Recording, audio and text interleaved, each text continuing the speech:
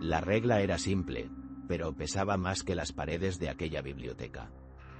Nunca, bajo ninguna circunstancia, debía mirar directamente a los ojos de las personas retratadas.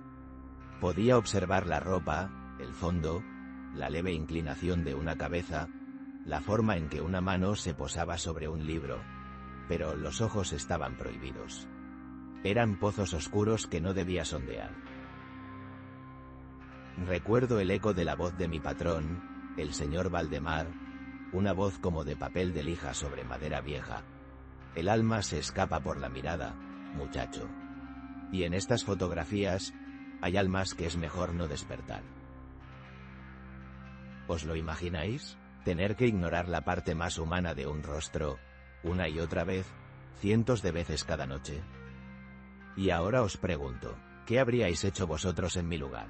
¿Habríais podido resistir la tentación, noche tras noche, con el único sonido del péndulo de un reloj de pared marcando un tiempo que parecía no existir? Todo empezó por necesidad, como empiezan casi todas las historias que acaban mal. Corría el año 1982. Yo era un estudiante con más deudas que libros, y el anuncio en el periódico local parecía una broma o una bendición. Se buscaba archivista nocturno para una colección privada. El sueldo era generoso, excesivamente generoso. No se requería experiencia, solo discreción absoluta y capacidad para seguir instrucciones precisas. La dirección era una finca a las afueras de la ciudad, un lugar del que se contaban historias, pero al que nadie iba nunca. La finca Valdemar.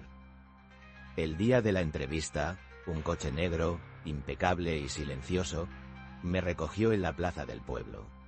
No tenía conductor, o al menos, eso creí durante un segundo, hasta que una figura enjuta y vestida de un gris tan oscuro que parecía absorber la luz, me hizo un gesto para que subiera. Durante todo el trayecto, no cruzamos una sola palabra. El mundo exterior se desvanecía tras los cristales tintados, y sentí que me adentraba en un lugar regido por sus propias leyes. La finca era un laberinto de setos perfectamente recortados y estatuas cubiertas de musgo que parecían observarte al pasar. La casa, más que una casa, era un mausoleo de piedra oscura y ventanas ciegas. Me recibió el propio señor Valdemar. Era un hombre cuya edad era imposible de adivinar. Podría tener 60 u 80. Su piel era casi traslúcida, y sus ojos, de un pálido color gris, eran lo único vivo en un rostro que parecía tallado en cera. Me guió a través de salones fríos, repletos de muebles cubiertos por sábanas blancas, hasta llegar a la biblioteca. Era una estancia circular, inmensa, con estanterías que se perdían en la oscuridad del techo. En el centro, una pesada mesa de roble y una única lámpara de pantalla verde que arrojaba un círculo de luz íntima y solitaria. Sobre la mesa, había cajas y cajas de fotografías antiguas, daguerrotipos, ferrotipos, retratos en sepia, cientos, quizás miles de rostros anónimos de otro siglo. Su trabajo es sencillo, dijo Valdemar, y su voz resonó en el silencio denso. Cada noche, de 10 a 6, vendrá aquí. Tomará una fotografía, la examinará y registrará en este libro los detalles. La vestimenta, el año aproximado, el estudio fotográfico si aparece, cualquier objeto visible. Todo, excepto los ojos. Hizo una pausa, y su mirada pálida se clavó en la mía. Esa es la única condición. La más importante. No mirará a los ojos. Si lo hace, el contrato se rescindirá inmediatamente y deberá abandonar la finca sin mediar palabra. ¿Entendido? Asentí, por supuesto. Me pareció una excentricidad de rico, una manía inofensiva. El dinero era demasiado bueno como para dejarlo escapar por una tontería así. ¿Qué más daba no mirar a los ojos de gente que llevaba muerta más de un siglo? Las primeras noches fueron extrañas, pero manejables. El silencio era absoluto, roto solo por el raspar de mi pluma sobre el papel del libro de registro y el lejano tic-tac del reloj. Me sumergía en aquellos mundos congelados en el tiempo. Catalogaba los brocados de un vestido, la cadena de un reloj de bolsillo, la rigidez antinatural de las poses. Y cumplía la regla. Desviaba la mirada de los ojos, concentrándome en los pómulos, en las frentes, en los labios apretados en una mueca seria. Pero era difícil. Era como intentar leer un libro ignorando la palabra principal de cada frase. Los ojos me llamaban. Sentía sus miradas vacías reclamando mi atención desde el otro lado del tiempo. Una noche, mientras catalogaba la foto de una familia de aspecto severo, mi vista se desvió por accidente. Solo fue un instante, una fracción de segundo. Crucé la mirada con el padre, un hombre de barba espesa y ceño fruncido. Y sentí algo. No fue un susto. Fue una sacudida helada, una sensación de reconocimiento. Como si ese hombre me conociera. Como si, por un momento, la fotografía no fuera una imagen plana, sino una ventana. Aparté la vista de golpe, con el corazón martilleándome en el pecho. Me temblaban las manos. La sensación duró apenas unos segundos, pero me dejó un desasosiego que tardó horas en desaparecer. A partir de esa noche, el trabajo se volvió más difícil. La prohibición ya no era una simple regla excéntrica, se había convertido en una advertencia.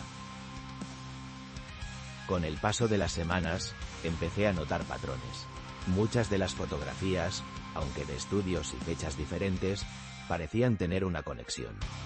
Aparecía el mismo broche en el cuello de dos mujeres distintas, el mismo libro sobre una mesa en retratos tomados con 20 años de diferencia. Y luego estaba ella. La vi por primera vez en un retrato individual. Una mujer joven, de no más de 25 años. Tenía el pelo oscuro recogido en un moño elaborado, y un vestido de cuello alto que le daba un aire frágil y severo a la vez. Su rostro era cautivador, incluso sin poder mirarla a los ojos, había una melancolía en la curva de sus labios, una tensión en la forma en que sostenía las manos sobre su regazo, que me atrajo de inmediato. La catalogué como dama con vestido de seda, circa 1890. Pero volvió a aparecer, en una foto de grupo, sentada en un jardín. Luego en otra, más informal, apoyada en el quicio de una ventana. Siempre la misma expresión triste, la misma belleza contenida. Empecé a buscarla. Cada noche, al abrir una nueva caja, mi primer impulso era buscar su rostro entre las decenas de desconocidos. Me obsesioné con ella, con su historia no contada. ¿Quién era? ¿Qué le causaba esa tristeza que parecía impregnar el papel fotográfico? Una noche, en una de las últimas cajas, encontré algo que no era una fotografía. Era un pequeño diario de cuero, sin nombre en la portada. Las páginas estaban quebradizas por el tiempo, y la tinta se había desvanecido en algunos pasajes. La caligrafía era elegante, femenina. Empecé a leerlo allí mismo, bajo la luz verde de la lámpara. Era su diario, el de ella, la dama de las fotografías. Se llamaba Leonor. Las primeras entradas eran triviales: paseos por el campo, lecturas, comentarios sobre el tiempo. Pero poco a poco, el tono cambiaba. Hablaba de un pretendiente, un hombre al que llamaba V. Un hombre culto, fascinante, pero con una afición extraña: la fotografía. Escribía: a V le encanta capturar mi imagen. Dice que quiere preservar mi belleza para la eternidad. Pero cuando me mira a través del objetivo de su cámara, su mirada es fría. No me mira a mí, sino a algo que quiere poseer. Algo que quiere arrancar de mí. Seguí leyendo, con una sensación de pavor creciente. Leonor describía cómo se sentía cada vez más débil después de cada sesión de fotos. Es como si una parte de mí se quedara en la placa de cristal, escribió. Me siento vacía, transparente. A veces, cuando me miro al espejo, tardo un segundo en reconocerme. V dice que son tonterías, imaginaciones de una mente delicada. Pero anoche, cuando me retrató en el jardín, juraría que vi algo en el destello del magnesio. Una sombra que salía de mí y entraba en la cámara. Mi sangre se heló. Miré las pilas de fotografías que me rodeaban. No eran solo imágenes, eran trofeos, fragmentos de vida robados, y yo era el guardián de aquella macabra colección. La última entrada del diario estaba escrita con una letra temblorosa, casi ilegible. Hoy será la última sesión. V ha preparado algo especial. Dice que ha encontrado una nueva técnica para capturar no solo la imagen, sino la esencia misma. La verdadera alma. Me ha pedido que le mire directamente, que no aparte la vista del objetivo por nada del mundo. Tengo miedo, siento que si lo hago, lo que quede de mí se irá para siempre. Que mi cuerpo seguirá caminando, pero yo ya no estaré dentro. Si alguien lee esto algún día, que sepa que yo no quería. Ahí se cortaba, no había más. El silencio de la biblioteca era ahora un rugido en mis oídos. El tic-tac del reloj parecía el latido de un corazón moribundo. Sobre la mesa, la última fotografía que había sacado de la caja. Era ella, Leonor, un primer plano de su rostro. Estaba más pálida que en las otras fotos, con ojeras profundas. Pero su expresión era de puro terror, y supe, con una certeza que me geló los huesos, que esa era la última foto. La que V le hizo aquella noche. La regla, la única regla, no mirar a los ojos. Pero ya no era la excentricidad de un viejo. Era una barrera, una protección, para mí, o para lo que sea que estuviera atrapado allí dentro. Miré el rostro de Leonor. Su boca estaba entreabierta, como en un grito silencioso. Su piel parecía de porcelana a punto de romperse.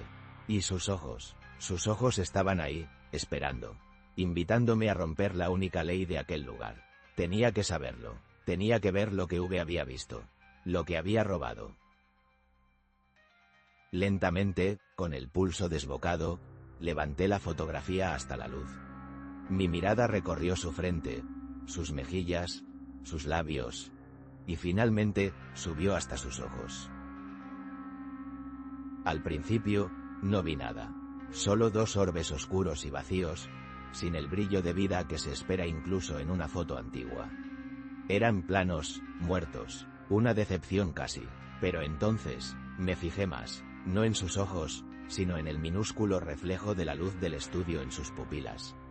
Y lo que vi allí hizo que se me detuviera el corazón. No era el reflejo de una lámpara o una ventana. Era una figura, diminuta, distorsionada por la curvatura del ojo, pero inconfundible. La silueta de un hombre detrás de una gran cámara de fuelle. Y en el rostro de ese hombre, en ese reflejo microscópico, había una expresión de éxtasis depredador. Una sonrisa torcida, triunfante. Y reconocí esa cara. Era la cara de un joven señor Valdemar. En ese mismo instante, sentí un golpe de aire gélido en la nuca. La llama de la lámpara parpadeó violentamente, casi apagándose. Un susurro tenue, como de hojas secas arrastradas por el viento, pareció deslizarse desde la fotografía y serpentear por mi oído. No entendí las palabras, pero comprendí el sentimiento que arrastraban. Una súplica desesperada, un dolor infinito. Dejé caer la foto sobre la mesa como si quemara. Se me había acabado el valor. La curiosidad se había transformado en un terror visceral. Ya no me importaba el dinero, ni el contrato. Solo quería salir de allí. Salir al aire de la noche, lejos de aquellas paredes que guardaban un siglo de almas robadas. Recogí mis cosas a toda prisa, sin mirar atrás, sin atreverme a volver a mirar la mesa. Corrí por los pasillos silenciosos, con el eco de mis propios pasos persiguiéndome como un fantasma. Las figuras cubiertas por sábanas parecían haberse movido, orientadas hacia mí. Las estatuas del jardín, a la luz de la luna, parecían sonreír con malicia. Cuando llegué a la puerta principal, la encontré cerrada. Por supuesto, entonces, lo vi, de pie, al final del vestíbulo, recortado contra la única ventana por la que se filtraba la luz de la luna, estaba el señor Valdemar. No me preguntó por qué me iba. No parecía sorprendido. En su mano sostenía una fotografía, la de Leonor. «Ha mirado, ¿verdad?», dijo, y su voz no sonó a reproche, sino a una afirmación cansada. «Siempre lo hacéis. La curiosidad es más fuerte que el miedo». ¿Qué les hizo? Acerté a preguntar, con la voz rota. Él sonrió, una mueca fina y terrible. Yo no les hice nada. Solo les ofrecí la inmortalidad. Un retrato perfecto, una esencia que nunca se desvanece. Pero las esencias son inquietas, necesitan orden, necesitan un catalogador, alguien que las mantenga en su sitio, que las admire sin despertarlas. Alguien como usted. Se acercó lentamente, y vi que sus ojos grises ya no parecían pálidos. Tenían un brillo febril, hambriento. Leonor era especial, tenía tanta vida, me costó mucho trabajo guardarla toda aquí. Levantó la fotografía, pero ahora que la ha mirado, la ha perturbado. Ha creado un vínculo, ella le recordará. El pánico se apoderó de mí. No esperé a que dijera nada más. Pasé por su lado corriendo, empujando la pesada puerta con toda mi fuerza. Para mi sorpresa, cedió. Salí a la noche fría y no paré de correr. Corrí a través del jardín, por el largo camino de grava, sin mirar atrás, sintiendo la mirada de Valdemar, y quizás la de cientos de otros, clavada en mi espalda. Nunca volví, nunca cobré el último mes. Durante semanas, cada vez que cerraba los ojos, veía el rostro aterrorizado de Leonor.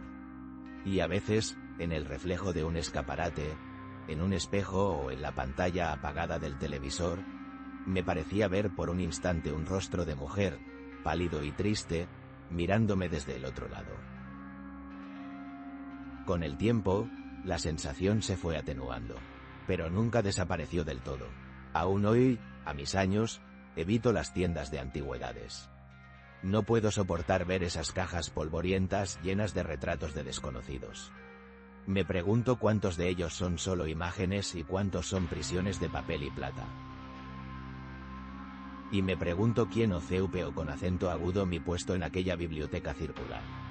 Si Valdemar, o lo que sea que fuese, encontró a otro joven necesitado, dispuesto a seguir sus reglas a cambio de un buen sueldo. O si, quizás, todavía me está esperando. Desde aquel día, nunca volví a mirar igual un álbum de fotos familiar. Porque sé que no solo estás viendo el pasado.